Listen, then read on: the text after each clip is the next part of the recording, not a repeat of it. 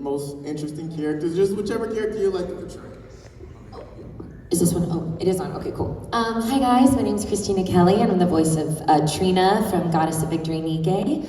I'm also the voice of Alpha from The Eminence in Shadow, Ulti in One Piece, Mine in Akame ga Kill, for what else? Miyako Saito in Oshinoko, and many, many more. Hello, everyone.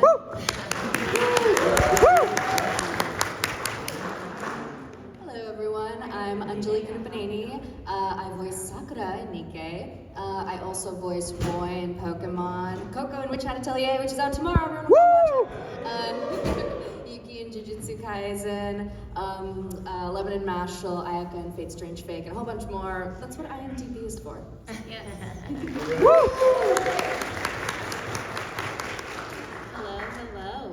Hello. My name is Anairis Quiñones. I'm the voice of Senti and Sugar in NIKKE. And let's see, I voice Lynette in Genshin Impact. I voice Kimberly in Street Fighter 6, Rika in Jujutsu Kaisen, and a whole bunch more. Oh, and of course Mirko in My Hero Academia. I do have to mention her. And yeah, it's great to be here, guys.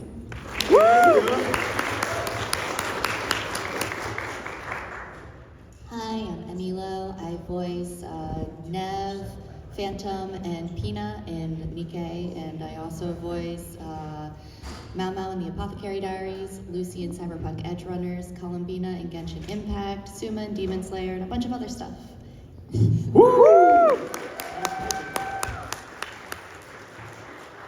Hello, I'm Kira Buckland. I'm in a lot of projects, but since this panel is about NIKKE, I am Privity in NIKKE. Hope you all are enjoying the new event if you're playing it.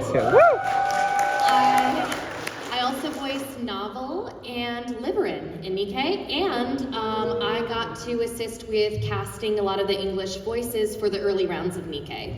Nice. Thank you. So as we all heard, they have a nice resume. So my first question is, how much of a difference is it recording for a video game than an anime or a regular TV show? Is there a drastic difference at all? And if so, could you tell us what that is? Who wants to start? No lip flaps. It's so great, you guys. You get a lot more freedom, and depending on the game, like for NIKKE, we don't even have to adhere to like, oh, you have to say this in like 5 seconds, and there's no room. We can put our own spin on it, which is really, really nice to have that flexibility. Any add-ons to that? It's interesting because I think when you're doing anime or an animated show or whatever, you know, you're usually like in chronological order. You're doing it from episode 1, you're following the character's arc. A lot of times when we're doing video games, we're kind of jumping around all the time, and we're only doing whatever they decide to voice. So if they don't decide to voice some content, then we only know as much as like we've voiced. So like, you guys probably know a lot about the story. You'll come up to us and talk to us, and we're like, oh, we didn't record that, so, but that's interesting, you know? So that happens a lot, where, you know, there's a lack of context sometimes. You do often have to use your imagination a lot when recording for video games, I found, because for anime, you are seeing and matching everything visually. You're hearing what the actor in the original language did, so you're, you know, it's all right there for you, whereas a lot of times, you know, in a game, if we're dubbing a cutscene, then yes, we are matching to picture, but for something like NIKKE, it's like when we're recording, it's a big spreadsheet, so I don't know how it's gonna look in game or what's going on until it comes out. If I see a video, someone tags me in or whatever, so you do kind of have to use your imagination and think, okay, I think this is what it's gonna look like. Kind of on that note, I think you kind of have to have a lot more trust in the script and in the director for games, because like even something like distance, like if you're yelling across a room, you're not gonna necessarily know that, you know, when you're reading a game script versus you can see that in what you just previewed if you're recording for a dub. So there's a lot more trust involved in being informed on what's going on, what's the context that I might be missing. Yeah, because a lot of time for game scripts, it's literally just the lines. Usually they won't have the context of what exactly is going on in the scene. So, you know, it is very much up to the director and the client and everyone to let us know. Otherwise, maybe that's why some things might not match up sometimes. So yeah. Interesting. How do you get into characters? Do you have a routine that's kind of universal, or does it just vary character by character? A really good script helps, I think, but visually I can look at something and go, okay, this character has pink eyes and pink hair, and she's really, really short, and she looks really spunky, so she's probably gonna sound like this, you know? Having good acting training, I think, also helps. Or really good character descriptions. I had no idea what Trina looked like whenever I auditioned for her. I just had a description of the character, and they were like Mother Nature kind of essence, and I said, okay, well, I'm gonna make her sound like Galadriel from Lord of the Rings. So that's kind of what I went with, just kind of whimsical and sweet, so. One thing that helps if we're coming back to play a character we've played before is usually they'll play a vocal ref.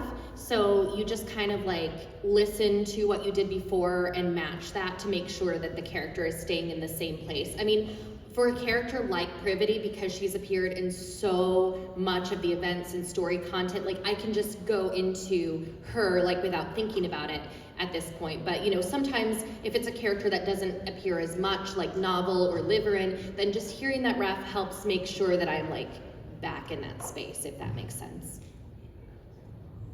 Yeah, and on that note, for me, with Senti and Sugar, I think there was a year or two between recording for her sometime, or for both of them. So I definitely needed that vocal ref for sure. But then once you hear it and just kind of get refreshed on the character, it's oh, okay, yeah. So what are we doing in this context? Cool, let me get back in it. So it's always fun. Being in this field, are you still able to enjoy shows and video games, or do you watch something and critique it because you have a different type of ear? I feel like it's less that, and that if I watch something, I want to be in it.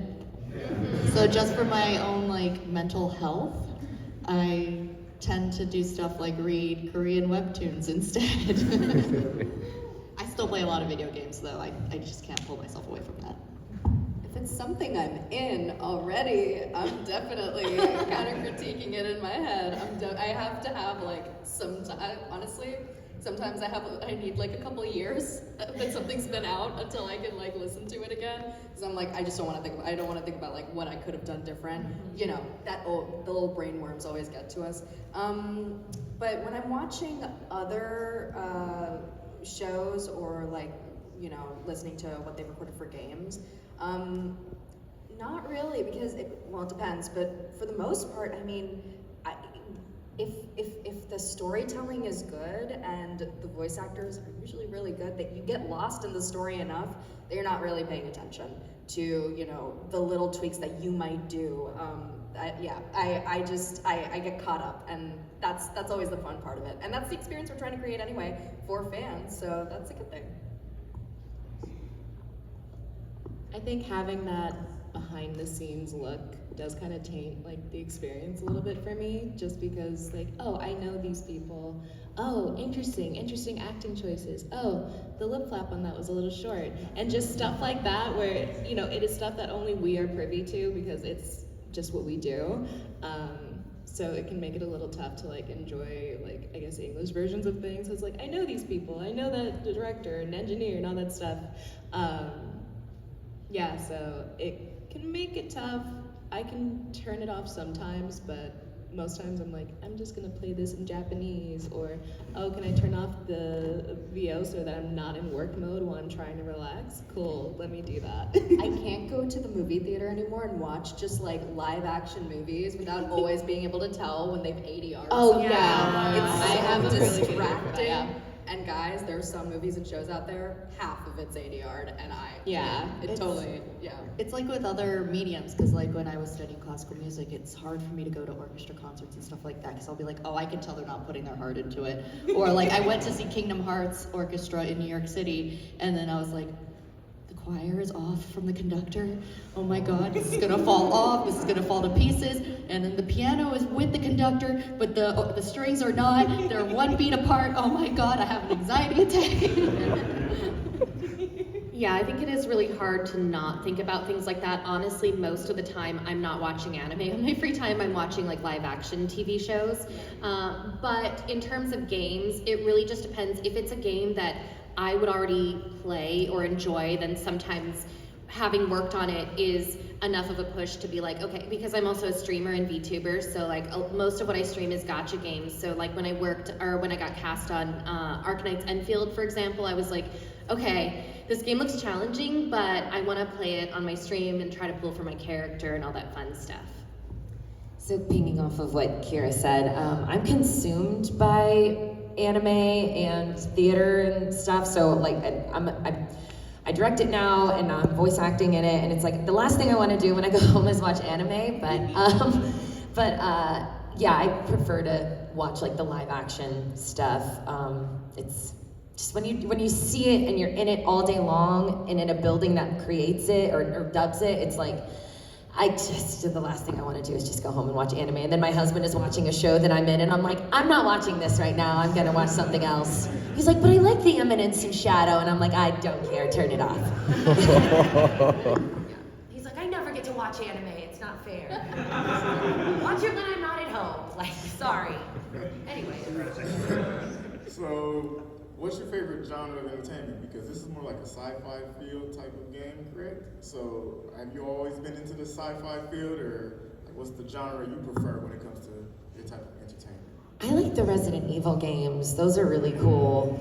And they're all kind of, yeah, they're really scary, but like I like watching my husband play them because I get really scared and I like literally like throw, like I should stream myself just like playing those games because I probably would just throw the controller up. I'm so easily scared. Yeah. I'm very easily scared. Like on my Nintendo Switch, I was playing this game one time and I remember I just like literally like almost like hit myself in the face with the Switch because I got so scared. But I love watching watching my husband play the Resident Evil games. They're really, really fun to watch. Sure. And I liked Skyrim. I love those games. So. Sorry. Anyone else want to share their favorite genre? Action, adventure, comedy? I like JRPGs. So a lot of fantasy stuff. Yeah. Tales, Final Fantasy, Suikoden, Kingdom Hearts, all of that stuff. Also, I love Zelda. I've been playing a lot of Procopia. That counts as fantasy, right? So are you one of the gamers that has to beat the game on the hardest difficulty for challenge, or you just want to enjoy the game for what it is? It really depends. Especially these days, I just like all those open world ones like Xenoblade. I just want to like explore. But the thing is, I also like will do every single side quest. Yeah. So by the time I'm fighting like the level 40 or 50 boss, I'm already on like level 100, and then so it's like. So you're prepared. Yeah, for better or for worse. Understandable. What about you? For me, I like anything with a good story, so I will jump between any kind of genre. I was playing Resident Evil, Control, Alan Wake series, Undertale, Hollow Knight. I spent way too many hours in Hollow Knight. And there was something that I was obsessing over. Oh, Liza P, that too.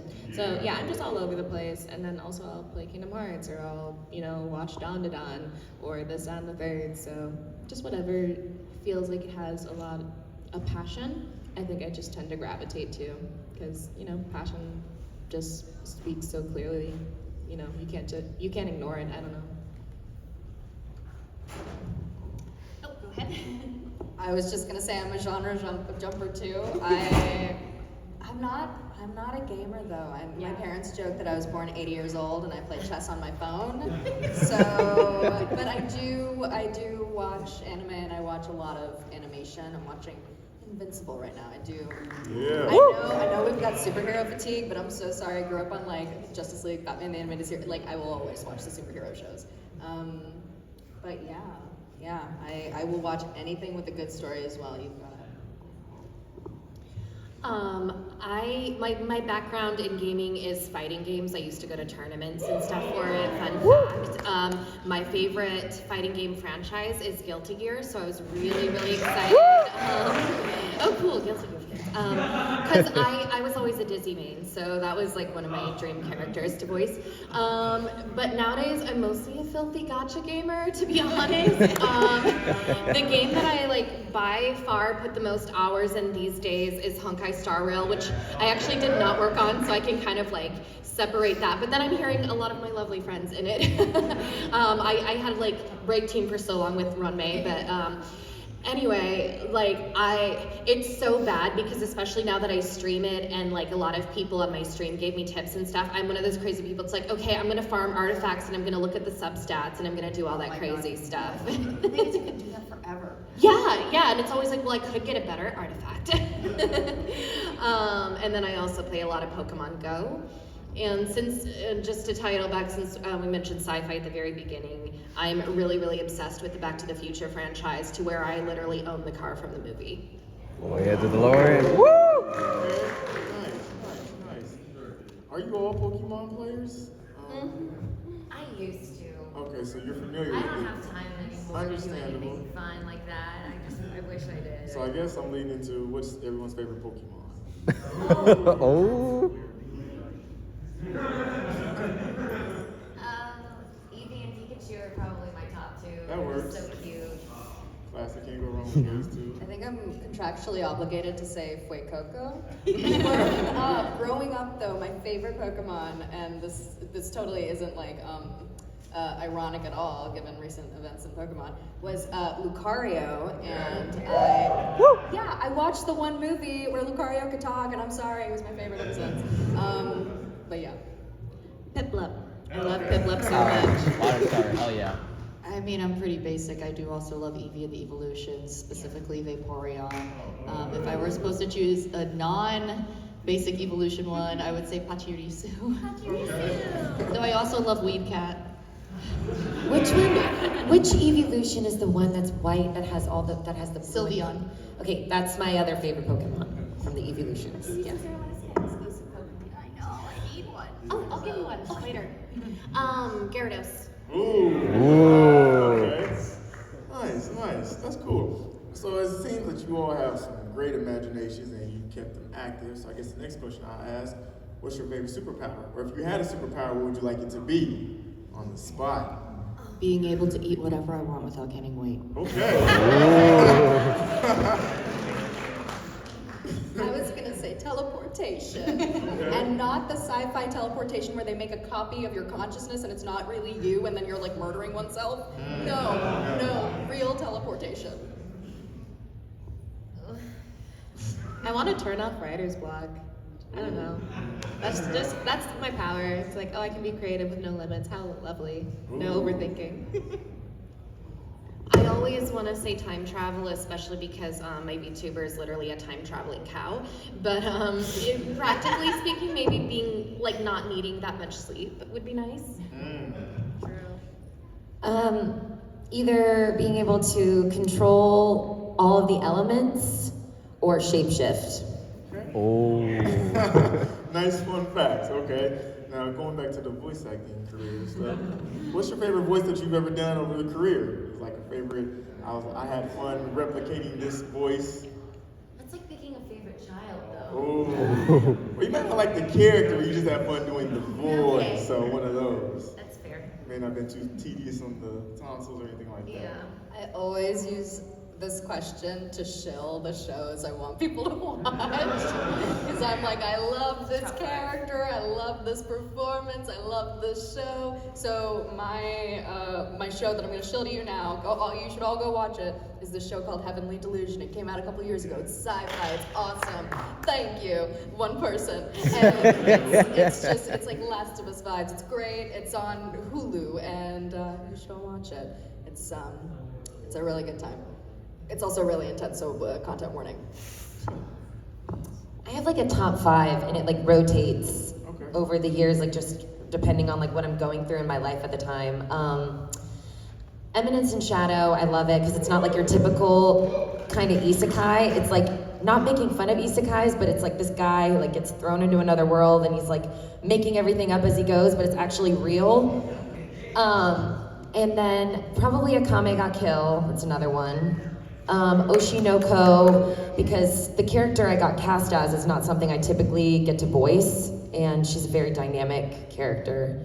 Gosh, it's so hard. Probably Ulti from One Piece, just because it was, getting to be in One Piece was very cool. And lots of yelling, lots of screaming, it's a lot of my voice.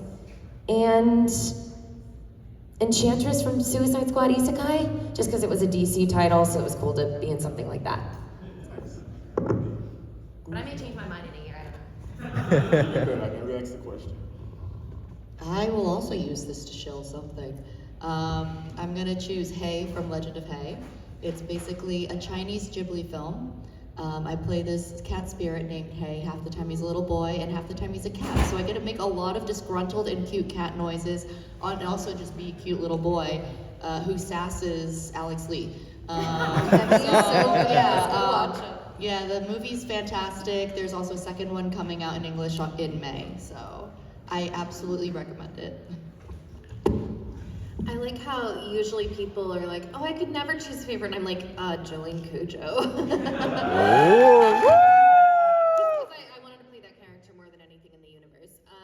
My favorite archetype to play, and this actually ties back to NIKKE, is tsunderes, especially if they have twin tails. For the record, I did not cast myself as Privity. I was asked to play her, so I was like, oh, cool, that's like right in my wheelhouse of what I do. Fun facts. Probably One Direct Priority. I voiced Rika, and it is a very heavy show, very cute but very heavy, beautifully animated, very interesting music. And Rika was someone who really challenged me as an actor, and so it was really fun getting to explore that kind of early in my professional career. So I always push that. One Direct Priority, go watch it if you can handle a lot of heavy stuff. Yeah, depression. Yeah, I'll leave it at that. Did you have any other forms of entertainment before you got into voice acting? Any Broadway, comedy, anything of that nature? I mean, you were saying entertainment, and I was like, well, I really like urban exploration. Does that count as entertainment? You mean like what were we doing, like if we were involved in something else creatively besides voice acting? Correct. I got a degree in theater and I had no idea I was gonna do voiceover at all. I was gonna do just professional theater in Texas, and they funnel people from the program, but they funneled people from the program I was in to audition at the studio in Houston. And they kept hiring me, I guess, I don't know. What was one of your favorite plays? Oh my God, I've been in a lot of plays. Probably The Miser, it's one of my favorites. It's a French comedy, it's really good. So. Oh, and It's a Wonderful Life, that was another show that I was in. It's based off of the Christmas movie, it's very fun.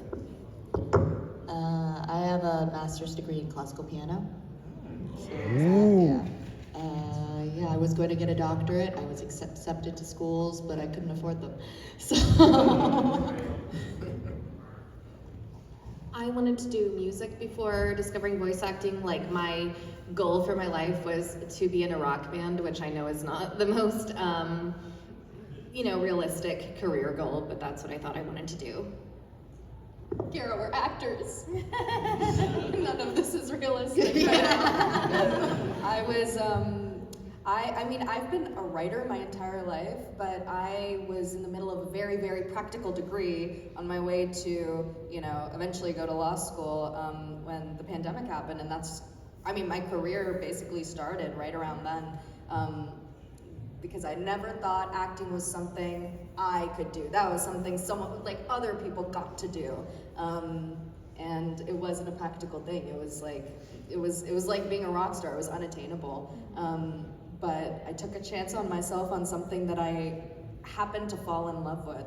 And now here we are, crazy stuff. My first love was writing, and I think through that I kind of fell in love with acting. But I was also more practical, and I was going for a psych degree. But then career picked up, and I was like, okay, maybe I can do this. And it was a similar situation of taking a chance on myself. Cool. All right, so we're gonna open the floor for questions. If you would line up in the center, we're in the middle of church. I will come down with the microphone. We have a nice amount of time, but you don't have to ask the longest question in the world, but let's go.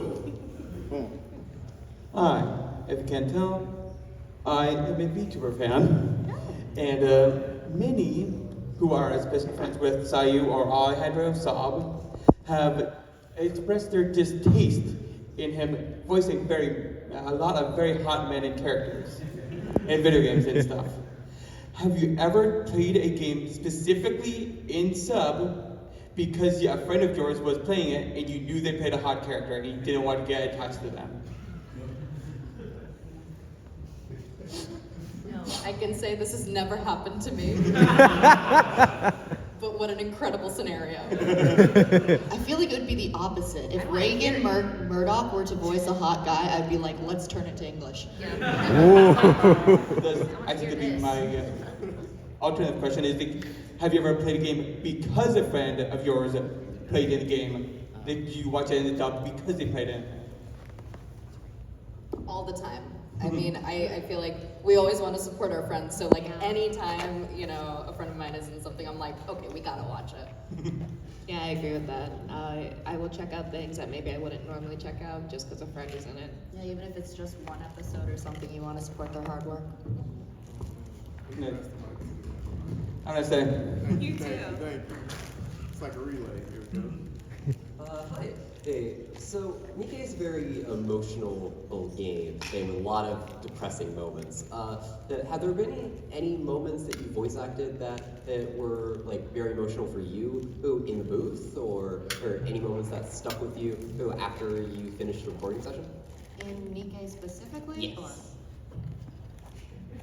Or? Well, I play quite a cold character. At least her exterior is very hard. Sakura has like a lot of, she has a lot she's dealing with, and I think a certain image she wants to project. So I remember when we did, I think it was the summer event 2 years ago, when we got to do like basically our little beach episode. It was really cool to like sort of peel back the layers of the onion and like let her be a girl in love, you know? That was really, that was very sweet, and like, yeah, that stuck with me. I think it's cool to get to see another side of a character that you've been playing for a while. It was a lot of fun. Yeah, to kind of go off of that, I believe it was during like the Stellar Blade crossover, the story where, because a lot of times when we see Privity, I feel like she is very guarded, but this time we really got to explore a lot of the more emotional and vulnerable side of her, and just kind of like her feelings and these moral dilemmas she's dealing with.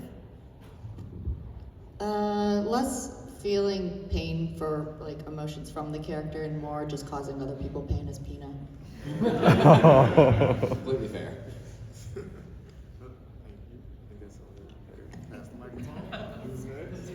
Hi guys, just a quick question. So, give me a second. I'm like a little starstruck. So I know like all of you guys got like your like started like your voice actor journeys like very differently. You know, some of you fell into it, and some of you like you know, started off with like small projects. Like I know Kira, I've been aware of your work since like 2010 when like you were doing like Ace Attorney like fan dubs, and like that was like my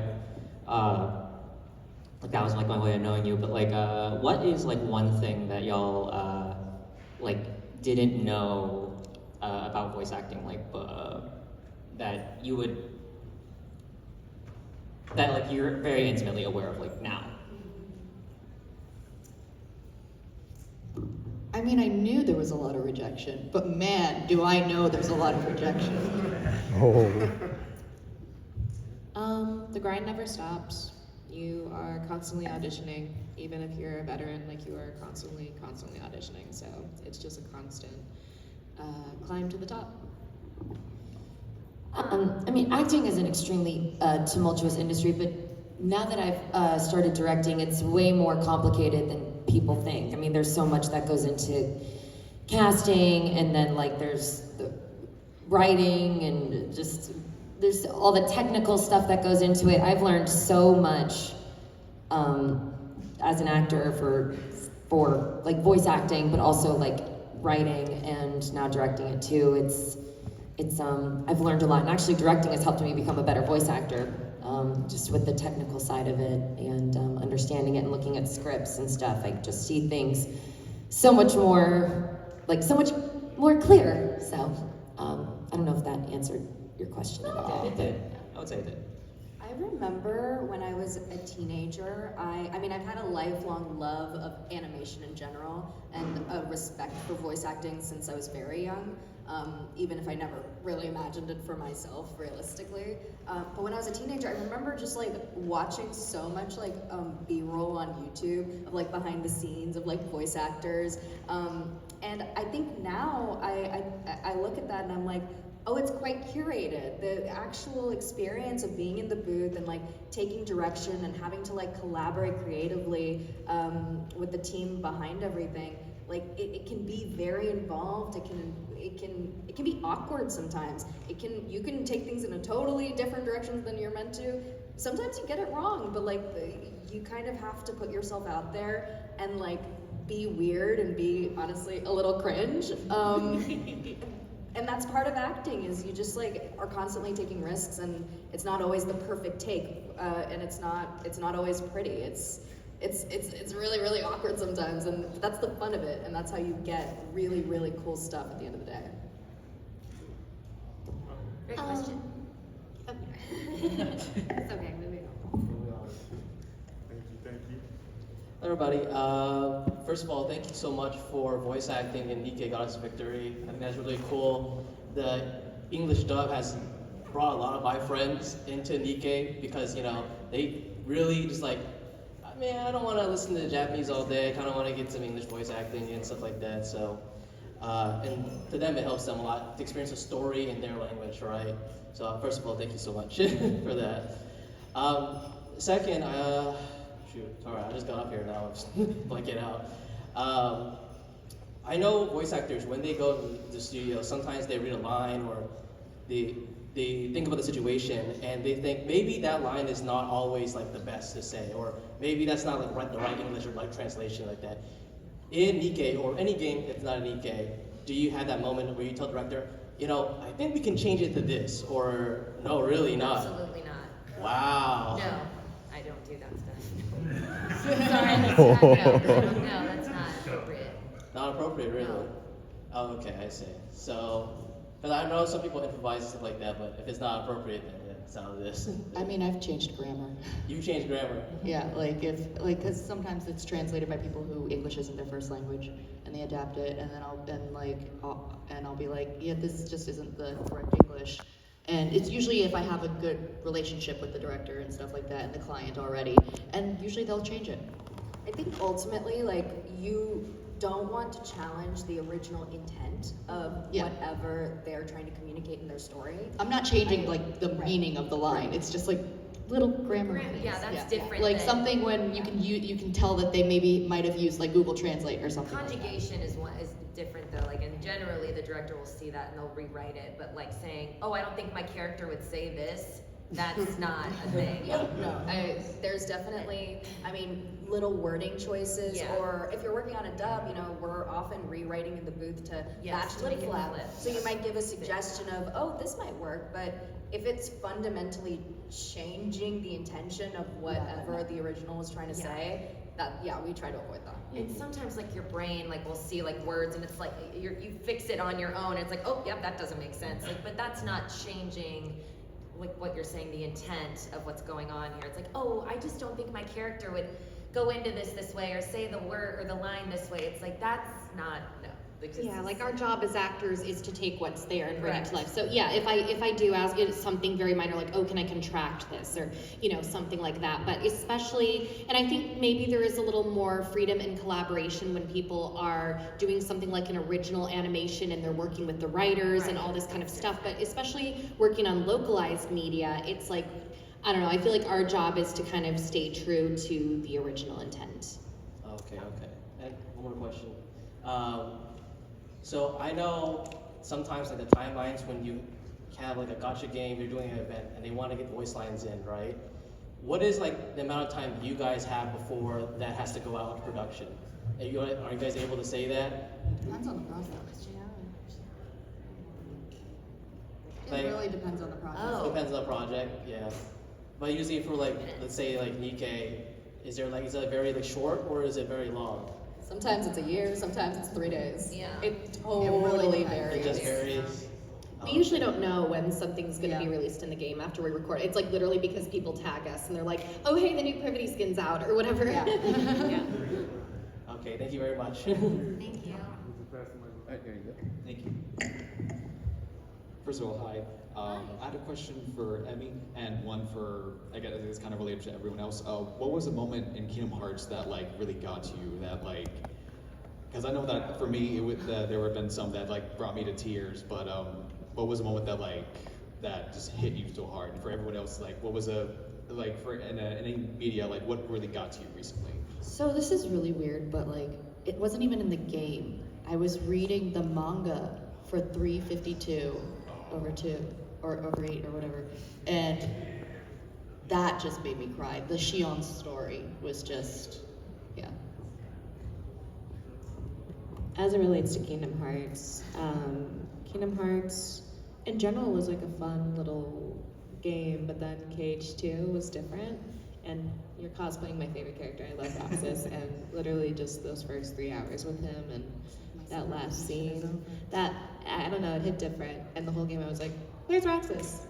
Bring him back. Yeah, no, like a lot of people like to dunk on that first 3 hours of Roxas, but I love it so much. I love it too. Yeah. It's especially after you again read the 358, all that stuff. It's like, oh, baby. My answer is not related to Kingdom Hearts. But something that made me very emotional and cry recently was I rewatched Brother Bear for the first time since I was 5 years old. And I was dehydrated after. That's like the first 10 minutes of Up. I didn't do that. Yeah. The animator behind that movie like made a short film about a polar bear. It's so I good. cried Check it at out. that. It's on YouTube. It's so beautiful. I love 2D All animation, hands. hand-drawn animation. It's He gorgeous. drew all of that. Yeah, it's incredible. One guy. One guy. Incredible. Or Christopher Robin. That 11,000 movie made me cry. Oh. Christopher Robin. Oh yeah. I just love With Winnie the Ewan Pooh. McGregor? Yeah. Yeah. I just love Winnie the Pooh, and oh my god. I was sitting there with my Winnie the Pooh plushie in the movie theater, and my husband was just staring at me like I was crazy. That's his name.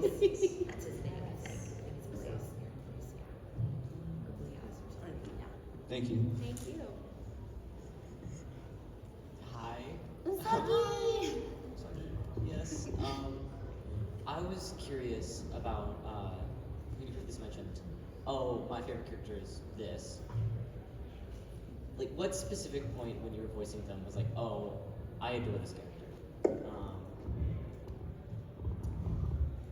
Just like any character, like specifically, or was there like you're saying like a favorite Yeah, like a character, favorite voiced character, yeah. I mean, maybe. I had a character I mentioned earlier, Oshi from Oshinoko Miyako.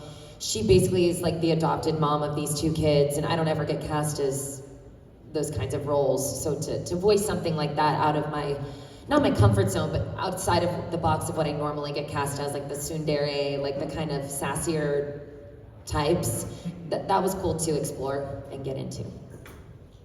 This is kind of jumping off of that previous question about our favorite characters, right? So I will go back to that show that I was showing. The reason why I think I connected so much with, this was Heavenly Delusion, and the character that I play is named Kiriko,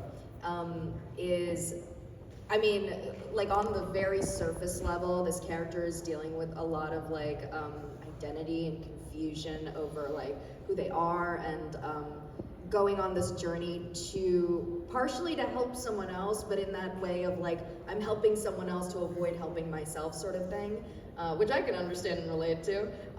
But throughout that series, you know, they are facing like challenge after challenge, trauma after trauma, and like, is this going out? No. And like there's a level of perseverance that I wish I had, like I aspire to have, that I just, it was, I think like you were asking for a specific moment. There's a big episode that goes into their backstory. It's like episode 3, I think. And like kind of going into how dark of a place they came out of to where they are now and the journey of what they're trying to do. Like I was like crying in the booth, and I've never before that and since then felt that emotional, just like having that kind of a reaction in the booth while at work. It's like crying in the office, you guys, like we're at work when we do this, it's our job. Like I just, it affected me so much. And so that character will always live with me, and it is one whose story I'm always trying to share with other people.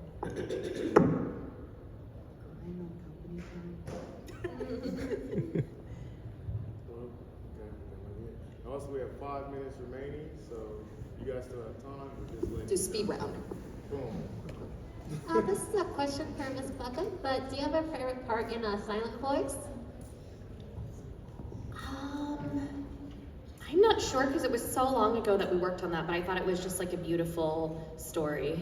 My character was actually, like, I love playing Mean Girls, but my character, and that was hard to record because she wasn't like anime Mean Girl, she was like actually really evil. Yeah. Oh. I just want to, I don't want to take too much of your time. I just want to ask you that. Yeah, please.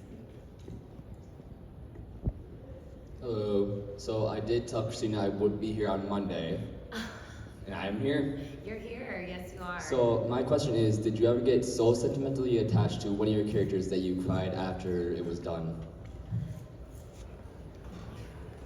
Nier Automata. Not yet for me. Not after I got done recording it, but after I saw it all put together.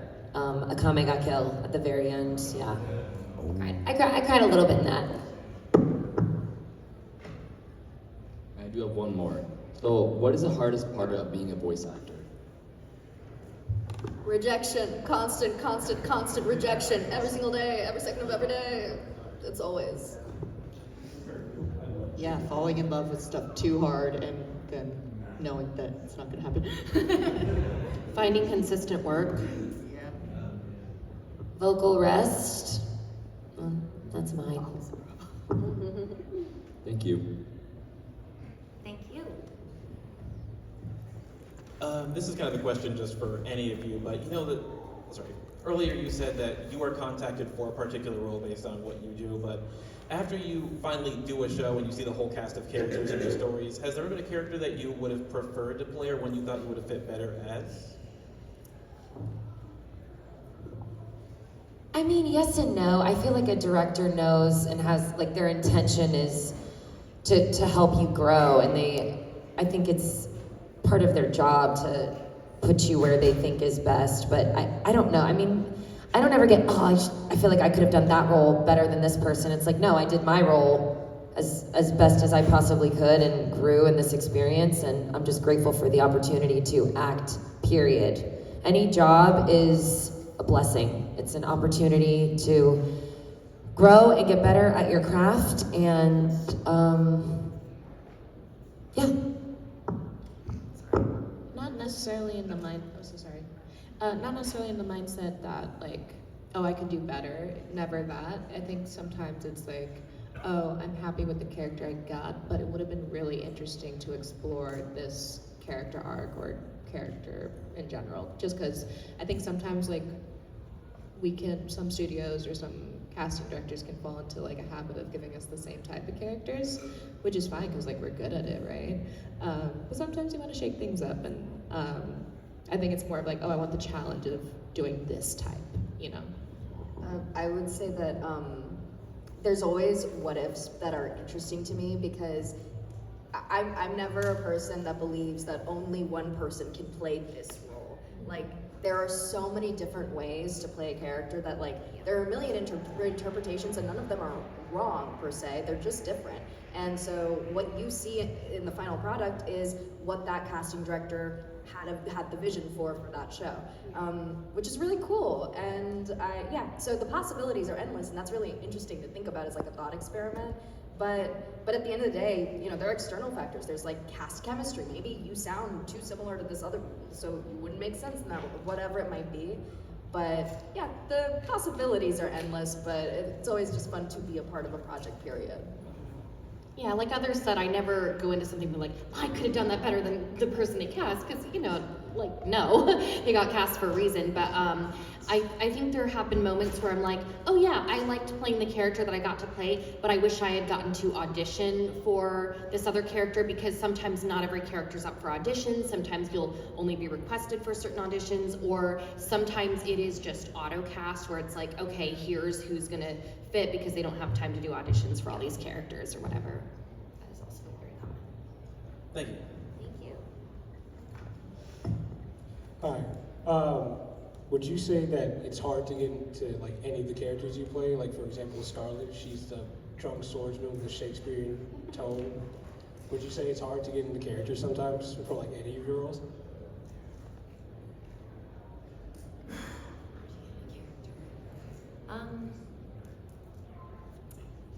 I mean, I feel like if you're not like vocally there, that can really affect your performance. I mean, I have days where, you know, I'm like, I sound like an 80-year-old smoker. I'm not going to fulfill this session very well vocally. So just being ready and on and healthy is, I think, really important. That's like my biggest issue, I think, is just making sure like I get enough vocal rest, you know, take care of myself, stay healthy. That's the best thing you can do as you get older. So. All right, thank you. This is for anyone. Is there a Nikke ship dynamic that you think that you should just not exist at all?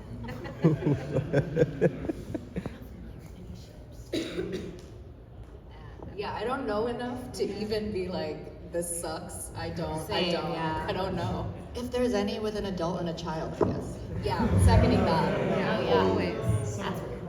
Because there is one objective correct answer, and that's Crow, because she's a terrorist. And I hate her.